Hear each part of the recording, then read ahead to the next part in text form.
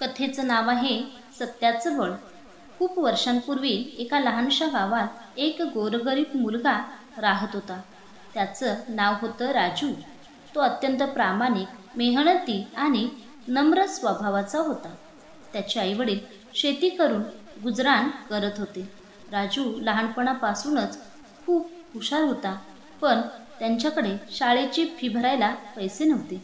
एक दिवस गावात एक मोठा जमीनदार आला आणि घोषणा केली, जो कोणी माझ्या हरवलेल्या सोन्याच्या अंगठीचा शोध लावेल त्याला मी इनाम देईन आणि त्याच्या शिक्षणाची पूर्ण जबाबदारी घेईन.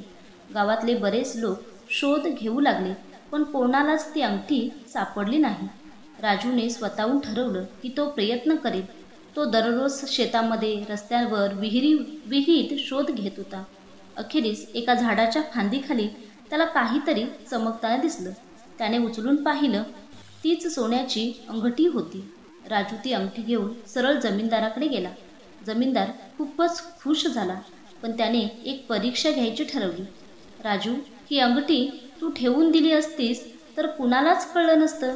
तुला हे इनाम आणि शिक्षणाची संधी हवी होती, मग तू खोटं बोलून का नाही घेतलंस? राजू हसत म्हणाला, माझे आईवडील नेहमी सांगतात की सत्य हेच खरं धन आहे. खोटं बोलून मिळालेले शिक्षण मला कधीच समाधान देणार नाही. जमीनदार फारच भारावला आणि त्याने राजूच्या शिक्षणाची जबाबदारी घेतली. पुढे राजू मोठा अधिकारी झाला आणि त्याच्या प्रामाणिकपणामुळे सगळीकडून त्याचं कौतुक झालं.